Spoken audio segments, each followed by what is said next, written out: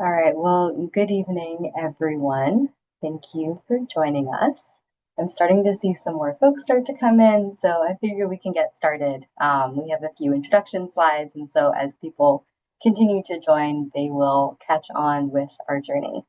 My name is Hannah Chitticle. I'm here with Boston Children's Digital Wellness Lab, and we are here tonight to talk a little bit about balanced media use.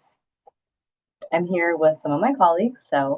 Like I said, my name is Hannah. I am the Research and Education Manager at the Digital Wellness Lab, and I'll pass it on to Edith to introduce themselves.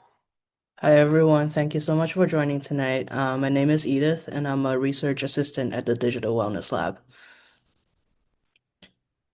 And I'll Evening, pass it on to Jessica. thanks, Edith. Hi, everyone. My name is Jessica Jennings. I work in responsible business at Verizon. And I'll just dive into a bit of why Verizon is involved today. If you're here, you're likely looking for ways to help your family build a safer and healthier relationship with technology. So at Verizon, our goal with digital wellness is simple to empower every generation with the right tools and guidance to navigate the online world. And we really believe in fostering safe and balanced habits that work for your life and not imposing rigid one size fits all rules. As part of our portfolio, we work with a multi-generational audience, starting with youth in partnership with Discovery Education. We deliver free classroom curricula that help students build AI literacy and practice online safety. For parents and caregivers, we focus on providing personalized and judgment-free strategies that you can use at home through both open houses at our retail stores with expert advice provided by your host today, the Digital Wellness Lab at Boston Children's Hospital. And we also are sponsoring some groundbreaking research alongside partners at the Joan Gans Cooney Center with Sesame Workshop. And lastly, we extend our support to older adults as well through our partnership with Older Adults Technology Services from AARP through workshops at Verizon retail stores and community centers where we're helping them spot online scams and manage privacy settings and stay securely connected. By supporting every generation, we're hoping we can help create a safer digital environment for your entire family. And we want to bring this trusted expert advice directly to you without any extra burden. So we're coming to you hopefully from the comfort of your homes right now. Our commitment is to give you resources and peace of mind you need to guide your children through today's tech landscape. So thanks so much for being here, and we can dive into today's presentation. Great, thank you. So here's a little bit of a roadmap for what we're going to cover tonight. So we're going to start by thinking about technology and media use from the lens of child development. A question that we often get is, what is the right age for my child to get a certain device? And as a researcher, it's my obligation to say, unfortunately, it's complicated. There's not really one size fits all.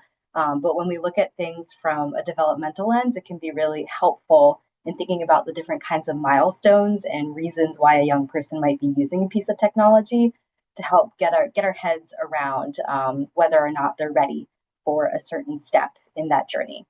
We'll talk a little bit about media use and mental health, and then we'll dive into some strategies for how we can create supportive media use habits. And just to ground us, I like to bring this slide up in these kinds of presentations because there's really a lot going on when we think about a young person's media environment. So, in our research, we've found that age 10 is about when children are receiving their first smartphone. But even before that, they're using tablets, they're speaking with AI assistants, they might be using a parent's device. And when they have a smartphone or when they have these devices, they're getting around 50 smartphone pickups a day with over 200 notifications. So there's a lot going on, and they're getting a lot of information. And we also know from some of our own research and other pieces in the field that teens in particular are also trying to use their own strategies to manage their media use and manage the way that they're using their devices and using their phones.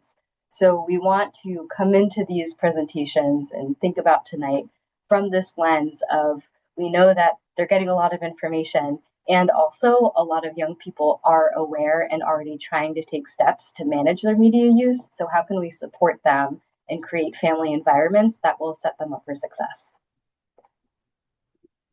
Alrighty, so when we ask what is happening as a young person grows up, We have to think about the whole picture.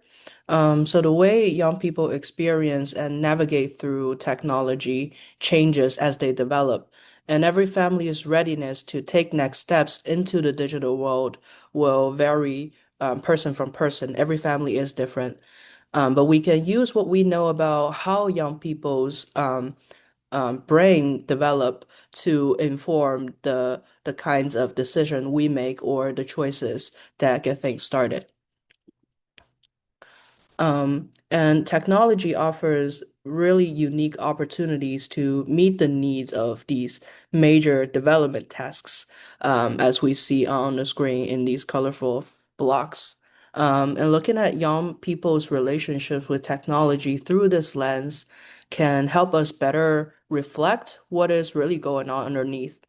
And these technology map onto the ways in which young people are thinking about their identity, their places in the world, and their independence.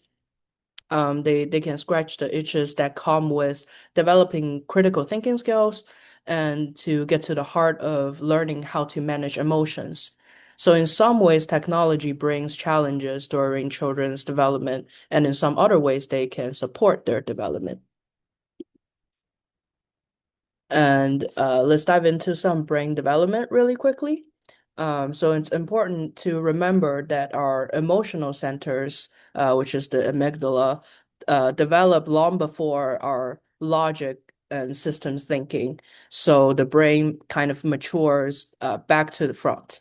And the CEO, as we like to call it, the prefrontal cortex, that is responsible for impulse control and planning, isn't fully developed until our mid 20s.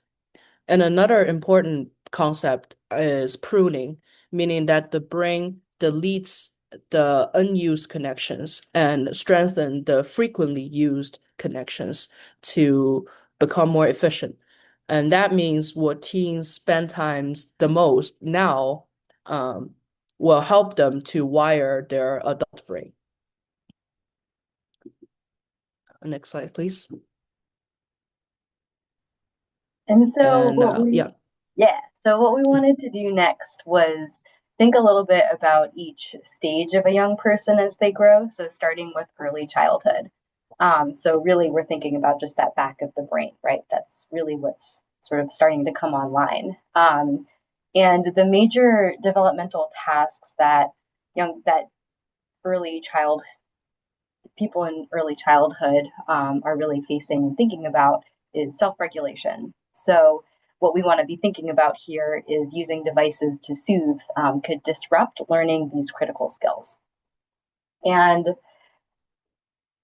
what that means when we're thinking about purposeful use or how we want to manage media use when it comes to young children is really thinking about why a kid might be engaging with a device. So, video chatting with family is going to be very different from video streaming. And again, how emotional regulation and providing the space for that to develop without the screen is really important at this stage.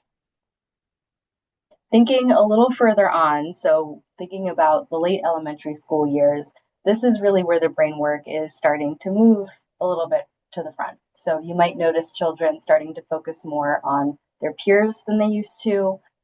They're starting to think about new identities and they're starting to care a lot more about what other people think. And so belonging is something that is starting to become more important at this age too. This is also when brain pruning begins. So, like Edith mentioned, thinking about all of the habits that you've started to build even earlier on, that's going to be what becomes more and more wired in a child's brain. Thinking about, again, identity curiosity, thinking about responsibility a little bit more, and really that peer acceptance. So, from the digital perspective, like we mentioned at the beginning of this presentation, they're starting to get their first smartphone. Gaming and online videos are really some of their primary media experiences. And one of the biggest or most frequent challenges that you might be seeing at this age is transition resistance.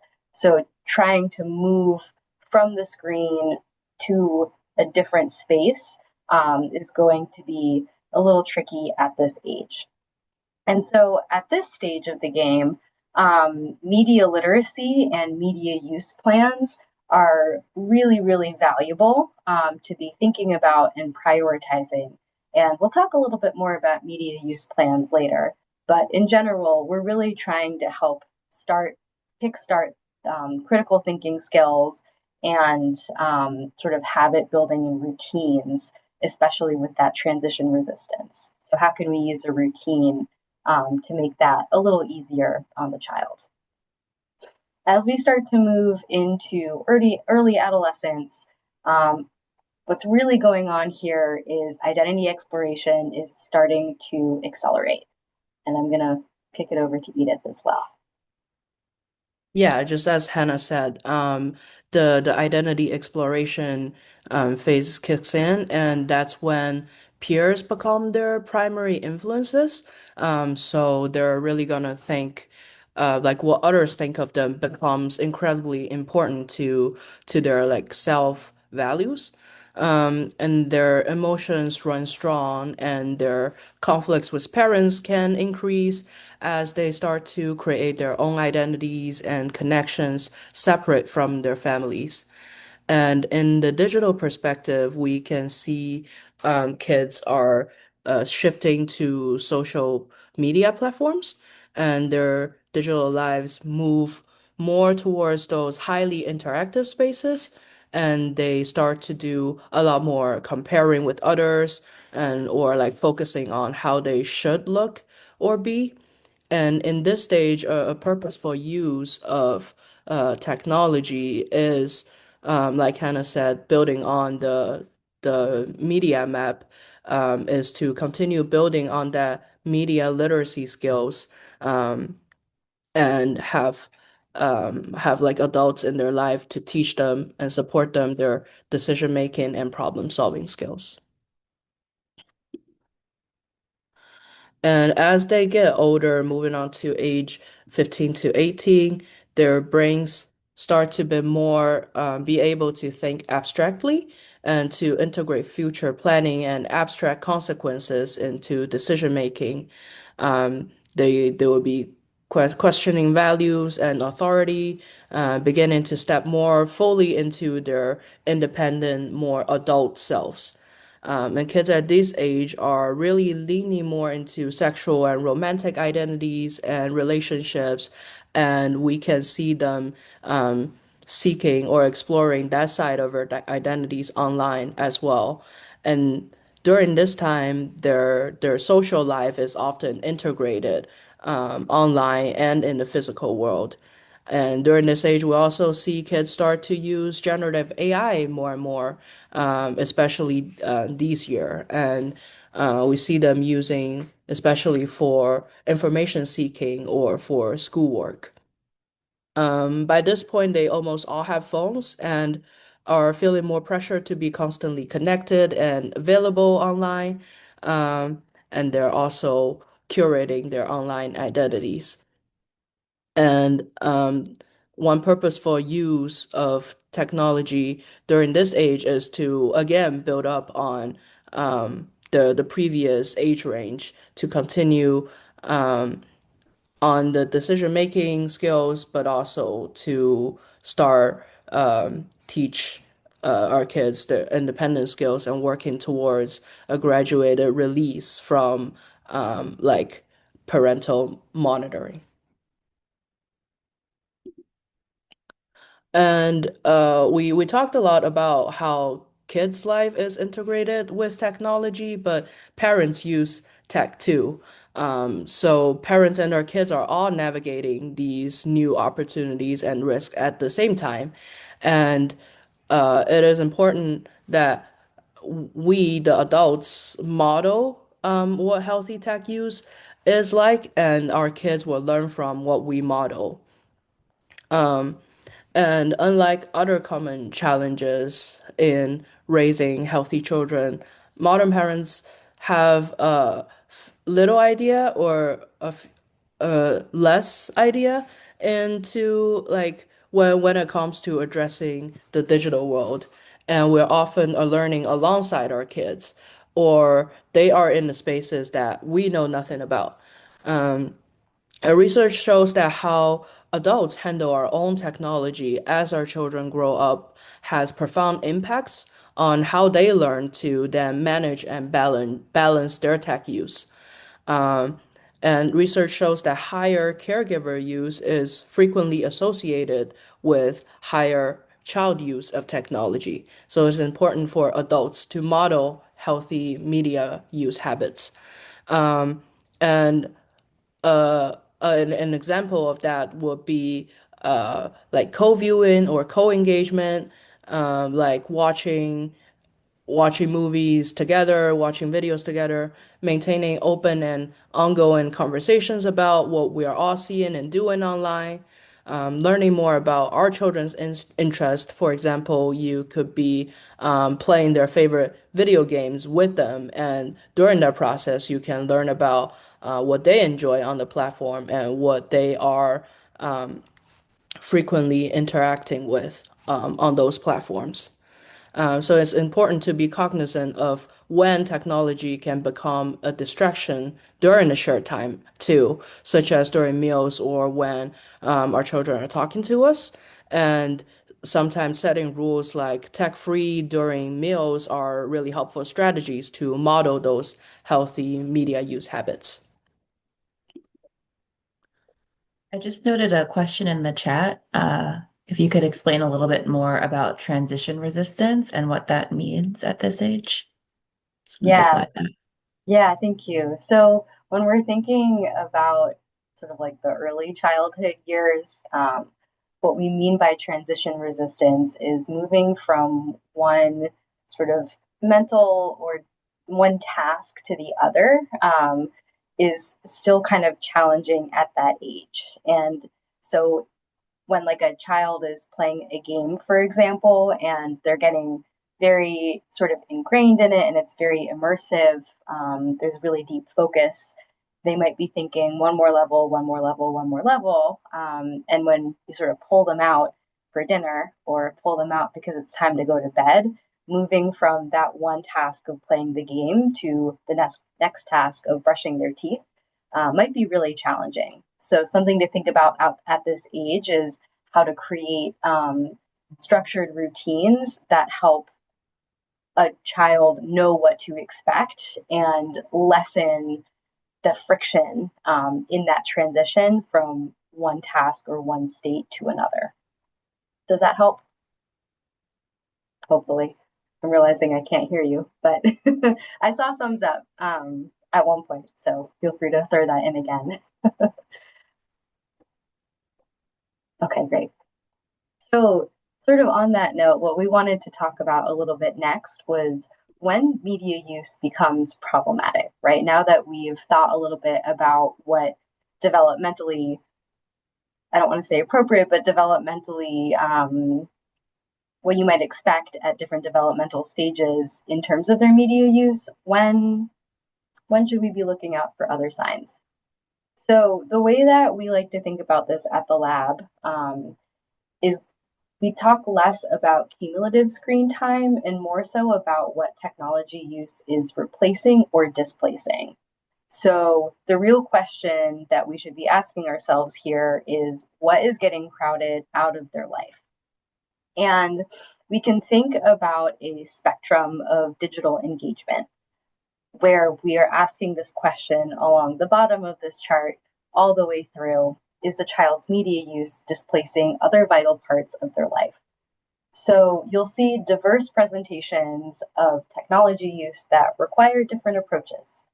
So all the way over in the green, we have high functioning digital users, right? So these are young people who might be using technology extensively, and at the same time, they're maintaining their friendships, they're completing their work, they're participating in activities. And so they may appear to have really, really high media use, but they're not really showing any functional impairment alongside that.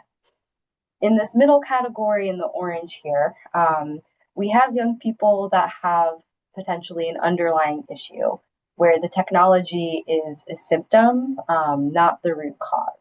So they may be using a device to cope with something like anxiety or depression, social difficulties, or learning challenges. and they need support for underlying issues and not just technology restriction. And then we have students who, or young people who are struggling with both, right? So there is both a clear functional impairment alongside excessive use of technology. And this is where more intensive intervention and support may be needed. And so we can look at other aspects of a young person's life, such as sleep, schoolwork, social time. And if we see that media use is really starting to eat away at some of these other aspects of their life, that is when we might be looking at something that the lab has characterized as problematic interactive media use or PIMU. And so this is when a young person has the inability to regulate the use of interactive media, which therefore displaces other key elements of their health and their development. So, again, some things to look out for are sleep, nutrition, how they're doing in school, thinking about their relationships, both with friends and peers and also family, thinking about their relationships overall, and also their mental health. And research shows that young people who are diagnosed with ADHD, social anxiety, on the autism spectrum, or has diagnosed with depression are more likely to experience these problematic engagement with technology and media. And but these relationships are multi-directional. It's not that their diagnosis causes them to have those or the other way around. The underlying condition may drive them to their device more because they feel better when they use their device as a function to self-soothe. On the other hand, their online engagement may then worsen the underlying condition and forms this multi-directional relationship between their diagnosis and their media use. But this list of these diagnoses is not exhaustive, and there are other factors, including environmental stressors and other mental health conditions or physical health challenges, could also increase a person's susceptibility to these problematic media use, such as some of the environmental challenges can be moving. So a young person might have moved to another school, and so devices will become their main source of communication, and they feel like they're always missing their old comfortable social group or environment, and that's when they are leaning towards using their device more to stay connected with their old social group. And also, shifting social dynamics could be another environmental stressor. So, adolescents can increase social comparison, and which can be associated with problematic behaviors online, like trying to find your community online through like uh, Instagram or Reddit or Pinterest pages. And then also parental conflict can be an environmental stressor. And research has found that interparental conflict are associated with problematic online behaviors for teens, especially for boys. Um, But when we think of problematic use, it is very easy to think, oh, social media is the problem. But I like to show you here there are so many different aspects to device use and to the digital environment online, or like offline, if you consider like gaming on a gaming console. So there could be an example of problematic video gaming could be excessive gaming on a computer, on a console, or mobile device, and that gaming is displacing sleep, getting in the way of finishing homework, uh, eating their meals, in the way of family time and exercise, or when they're asked to stop gaming, they become defiant or aggressive. And an example of problematic use of social media could be using social media as a primary way to connect with others instead of face-to-face communication. And some other examples could be doom scrolling, trolling online, cyberbullying, sexting. And an example of problematic info binging could be like following threads of online forums, blogs, or watching short or long videos in place of doing other activities. There could also be problematic use of pornography, such as using pornography to meet sexual needs, resulting in retardation or confusion of sexual development.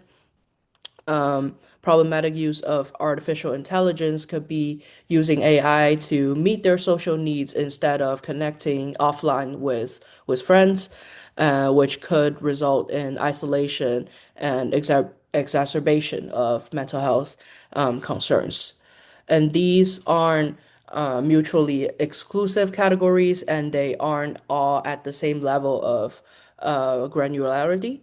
And you could be like binge watching on Facebook, going down a rabbit hole on Reddit, and using AI to create deepfakes. So they can overlap, and they are not all the same domains. And so this slide is basically saying you can have problematic use of any type of tech or media. So if you're ever concerned about your child's media use and you think it is causing problems with their sleep, their school performances, their relationships, or other aspects of their physical, social, or mental health, talk to your pediatrician and seek help. All right, so now that we've talked a little bit about technology as something that can displace, something that can perhaps be arising from other needs, let's talk about tech as something that can either support other parts of our lives or what we want to be moving towards in terms of what a healthy or supportive relationship with technology could look like. So I wanted to start this off by grounding us in the lab's definition of digital wellness. And as we're reading this definition and looking at these words, something that I want to highlight is that technology runs as a core throughout other parts of a healthy, balanced life. It's not necessarily something that sits on its own, but we're thinking about how we can engage with technology and interactive media in a balanced way that supports our social and emotional health in ways that are intentional, authentic, and balanced. So, what does supportive media use actually look like, right? What are some practical steps that we can take to actually promote digital wellness in our everyday lives?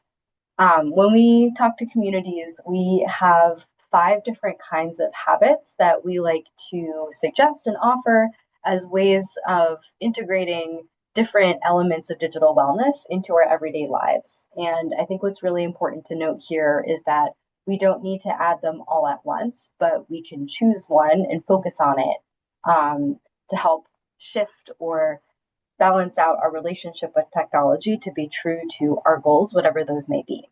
And so when we go through these healthy habits, I'd invite you all to think about how they fit into your lives as individuals and as families, right? What are some things that you as adults might want to model for kids versus what are things that you might want to try out together? So, the first one that we'll talk about is the pause rule. And this is where before you engage or before you even pick up a device, you want to ask yourself, what do I want to do right now? Am I looking for connection? Am I feeling bored? Am I trying to look up a piece of information and learn something? Or am I looking to be entertained? Right. And so by creating this speed bump between the impulse of picking up a device and the action of opening an app or playing a game, we're trying to question whether this is an intentional choice or if it's just a habit. And is this getting in the way of other activities or other priorities in our lives? And again, think about how media use might be an underlying driver of something else that's going on, right? So, in creating this space and creating this pause, you might actually identify an unmet need that might be better served in another way. The next one that we want to talk about is emotional check ins. So, after you do your pause rule, you've decided, yes, I intentionally want to pick up my device, I want to use it in some way. Um, Take a moment to notice the feelings that the content or the tasks or the actions that you're doing online, how do they make you feel? Right? So you can notice patterns in your emotions and your feelings in your body. This could be after using certain apps at different types of day and with different kinds of content and interactions. So we might be in a state of hyperarousal where we're feeling anxious, angry, out of control, overwhelmed, or we might be in hypoarousal, zoned out, numb, frozen, shut down. And again, this applies not only to ourselves, but also what we might be seeing in the young people in our lives as well. And so we can use different mindful practices to become more aware of these emotional and physical states. And there are specific settings on your phones and also apps that you can use to help incorporate mindfulness habits into the way that we use technology. Um, so as an example, what if your child comes to you and they've interacted with a rage baiter online, right? So this is someone who is intentionally trying to get a rise out of you, either by posting really they're posting comments and interacting online in ways that are meant to incite certain emotions from you, right? You might ask the young person, okay, let's just take a step back and notice, like, what are you feeling both emotionally and in your body right now? um, how is that related to the online space that you're in, right? So have you just been looking at a lot of rapid fire videos really quickly, or are you reading a lot of comments and feeling overwhelmed? And then you can ask, is this worth it? Is it time to disengage? And then we can use a skill such as grounding or breathing exercise to try and regulate the emotion once we've identified what about the situation has incited that particular reaction. And cultivate your space is kind of a next step to what Hannah just described. Think back on the rage bait examples.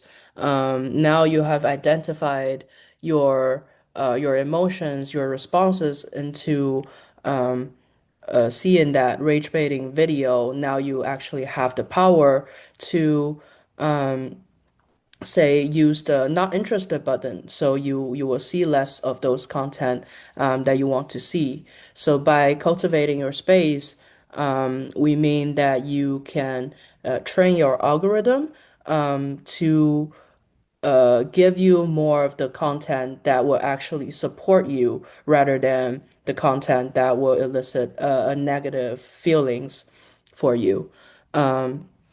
So there are tools built into those platforms, such as not interested. So the algorithm knows to feed you less of those unsupportive content, and you can also use the report feature to block uncomfortable accounts. And when you do that, you are also taking your role in cultivating a healthy environment, digital environment, not only for yourself, but for others who are also who might also see these type of content. And always like follow your accounts that actually align with your personal and family values. And this is another way to kind of train your algorithm to reflect who you want to be and to make intentional choices to engage with the content that you like, that support you, and to disengage with the type of content that that made you feel uncomfortable. Um, yeah. And um, the next role is to communicate with others. And we often teach young people that digital boundaries aren't just about what content you engage with, they are also about who you engage with. Um, so maybe your child has outgrown certain group chats. Maybe sometimes they just need to mute someone for a while. Maybe you want to talk less in DMs and maybe more in FaceTime or in person. And those are those ways of communications all matters. And setting boundaries online doesn't mean that you're being rude, but that means that you're protecting your peace. So if something online starts to affect your offline well-being, it's absolutely okay to pause, reflect, and reframe that relationship. Say you uh, have a friend who you talked with a lot and suddenly starts to ghost you, and that is causing like messing with your offline well-being, then that's the time for us to like readdress that relationship, asking yourself, do I still want to engage with that kind of relationship with that person online? And as an adult, you have the power to model these ideas for the young people around you. And also by modeling those healthy habits, you are showing, establishing yourself as a reliable, trustworthy adult figure that your teens will come to you later when they also encounter similar challenges online. I noted another question in the chat. It says, my child has a keen interest in rage baiting. How do I get them to stop? Ooh, that's an excellent question.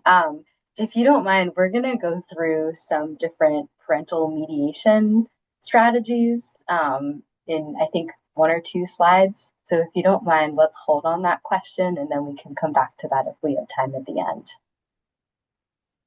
So with that in mind, the last healthy habit that we wanted to talk about was build supportive routines. So, again, thinking about how all of these habits, we can choose one and see how that fits into our lives.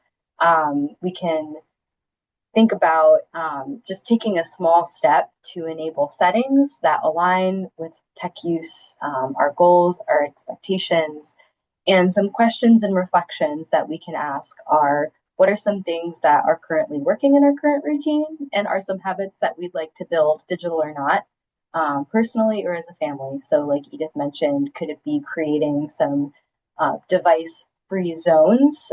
Something we talk about a lot is trying to encourage people to charge their phone outside of the sleeping space, right? And so that is one way of building a routine that is supportive of healthy sleep.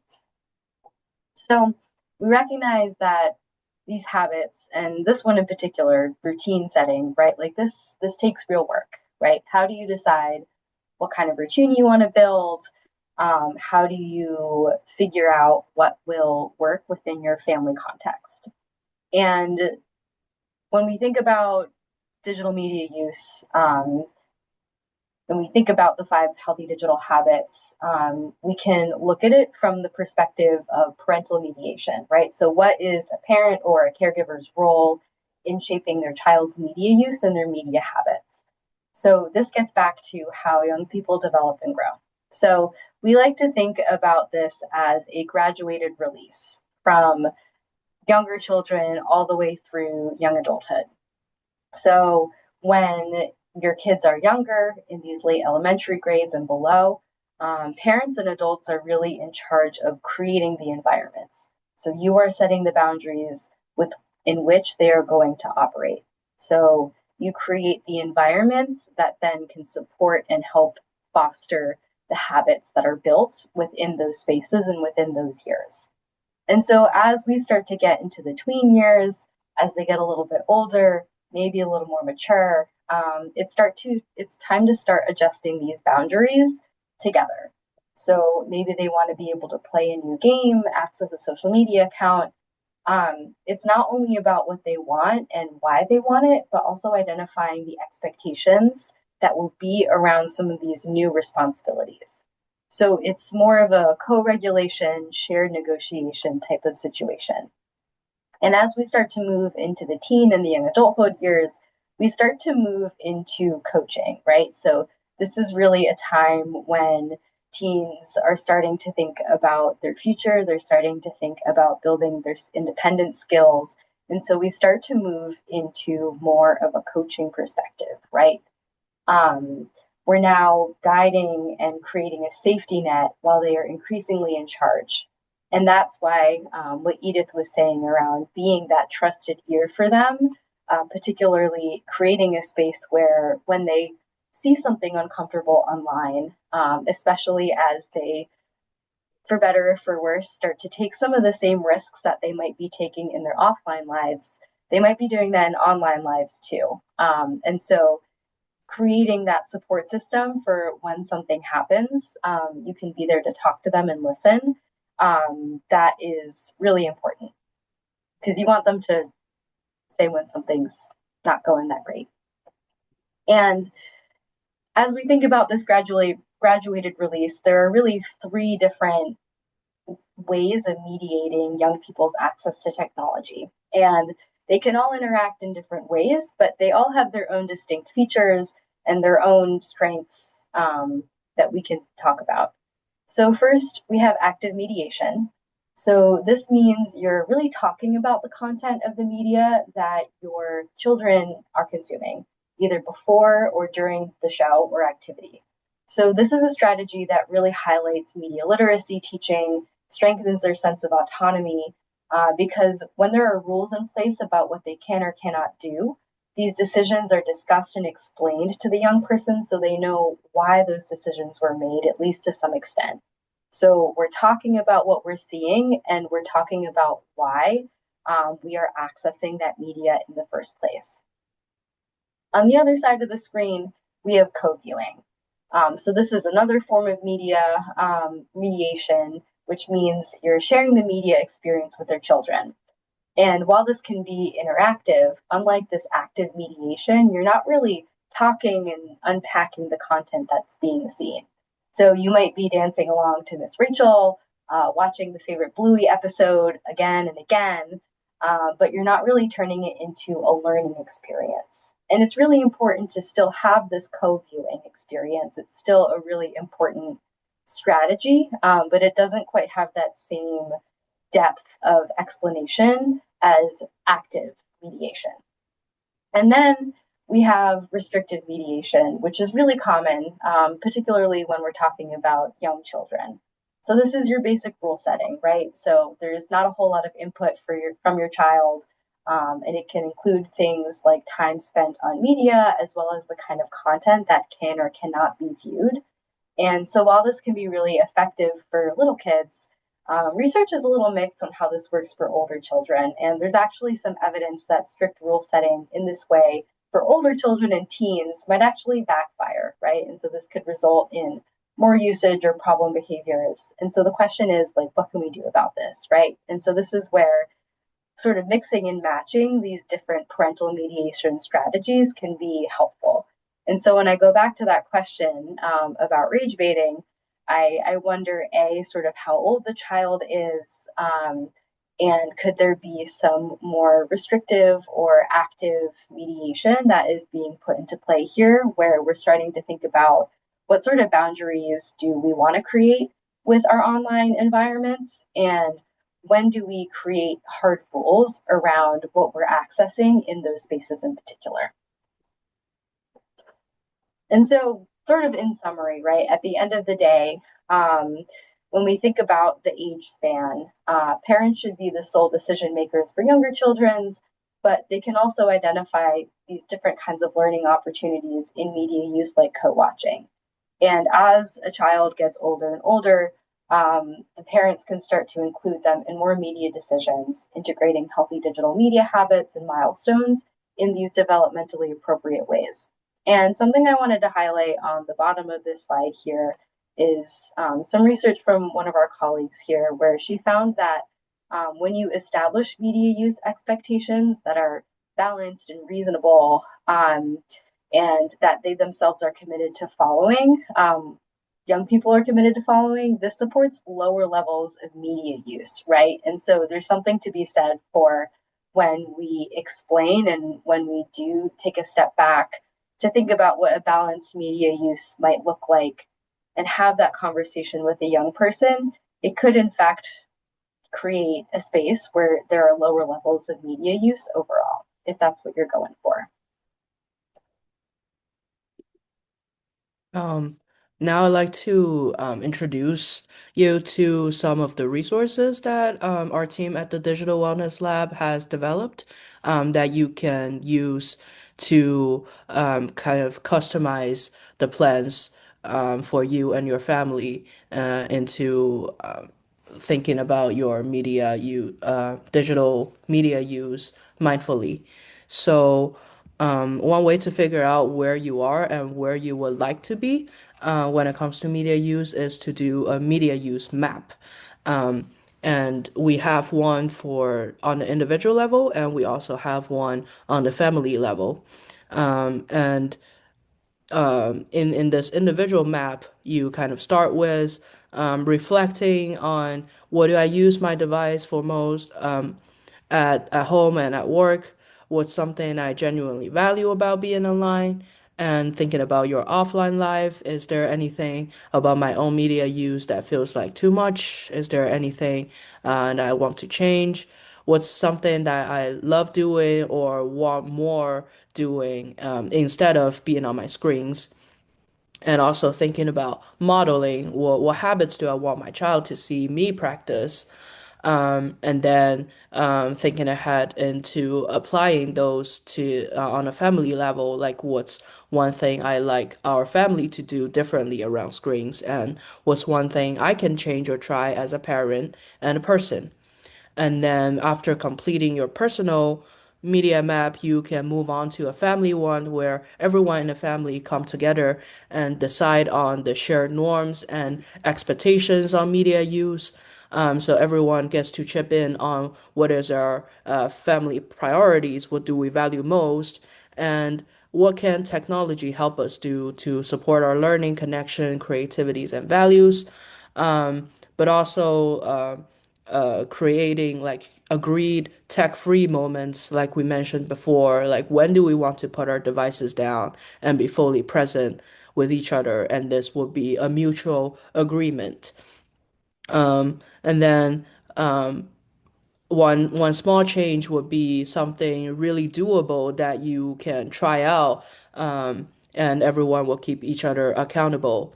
And then lastly, in this map, we have a check-in plan. Like when do we want to revisit this plan together to see what is working, how is it working, or do we want to make any changes to the plan? Um, and you can scan the QR code to find the digital versions of these media maps on our website. And at the same time, I'll also drop the link in the chat.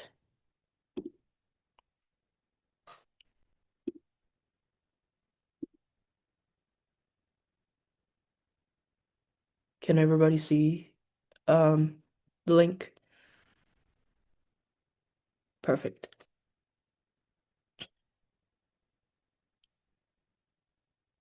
Alrighty. Um, and the next set of resources that we created is that you can also manage your digital media use through adjusting your device settings to match your goals. So setting up your digital environment either on the device level, the app level, or in your physical surrounding is a quick and easy way to integrate healthy habits into daily life. Like you set it once, you forget about it, then let the device or the platform do the job um, to reinforce what your goal is. So on the device levels, you can set parental controls on your children's device. On most iPhones and Android phones, there are focus mode that you turn on and you block certain notifications. Um, and also on the app setting, there's also parental controls available on platforms like Instagrams and TikTok. There can be like a parent and teen account in like gaming platforms on Roblox. There are certain content control you can set on TikTok and Instagrams or other short videos platforms, like what content I like to see more and what content I don't want to see at all. There could be like time management notifications that you set up that will like give you a notification when you have been on Instagram for, say, 15 minutes. And then in physical settings, you can like put your screen away from sleep, like put your phone to charge in the living room during the night, or you can have a basket in shared spaces, say on the dining table when everyone eats together. And our website has compiled resources and tips to customize your device or your platform of choosing. And again, you can scan the QR code for more resources, and I will drop the link in the chat for that as well.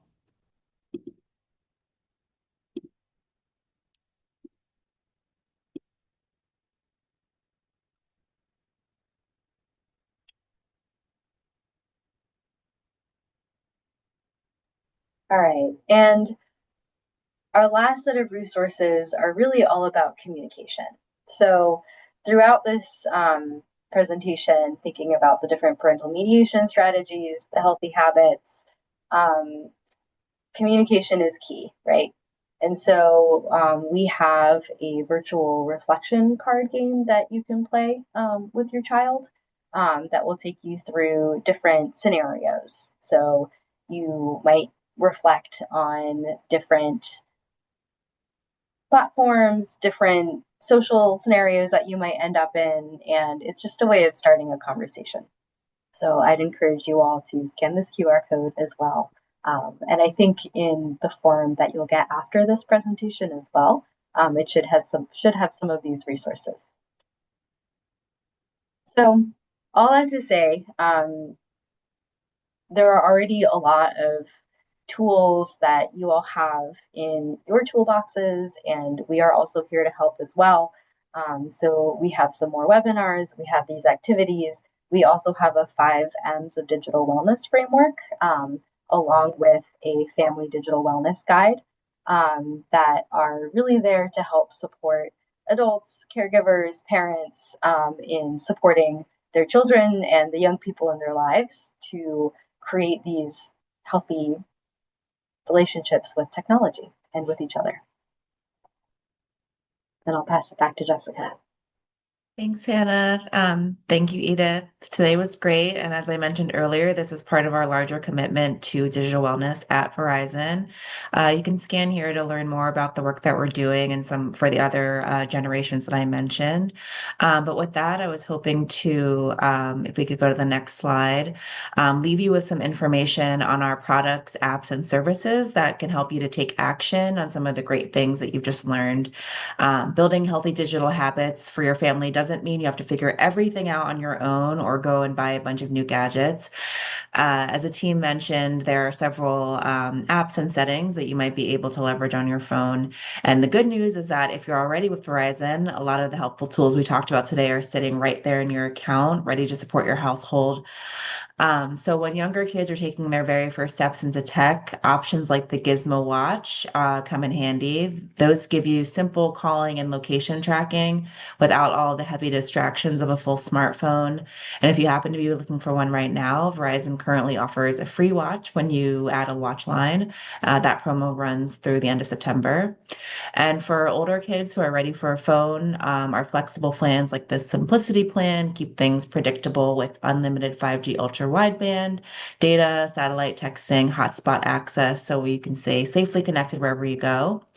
Once those devices are in hand, we know that setting everyday boundaries is usually the biggest hurdle. And we offer the Verizon Family app, which acts as a quiet partner in your routine. It lets you set screen time limits, filter web content, and view driving insights for your teens as well. You can also track family locations and integrate with the Fee Smart Wearable, which actually allows you to keep tabs on your family pet, which is a really cool feature.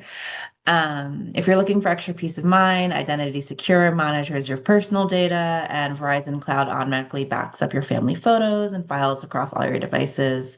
And you can customize your experience with flexible Verizon perks. We also offer 3% cash back every month through the Verizon Dollars program, which you can use to save on gift cards and other rewards. So, as we've mentioned, digital wellness isn't about perfection. It's about making thoughtful, everyday choices that protect your family's peace of mind. Hopefully, with this and other resources, you have a great foundation and built in tools whenever you need them. Thanks so much for spending the time today. We hope you feel empowered as you guide your family into a healthier digital future. Pass it back to the team. Yeah, thank you. So we do have a few minutes here at the end if there's a question or two. Thank you to those who have been popping them in the chat as we go.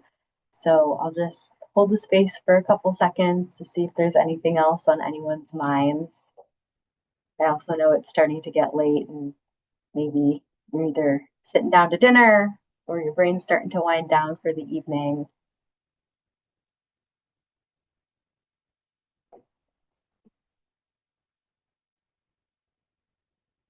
All right. Well, I don't see anything else coming in on the Q&A. So again, I want to thank you all for spending a part of your evening with us. I hope this was helpful for you all. Plenty of ways to get in touch if a question does pop up in your mind after you hop off this call. But for now, I'll just close it out and thank you all again for coming. Have a good night. Thank you. Have a good night. Thanks, everyone. Bye.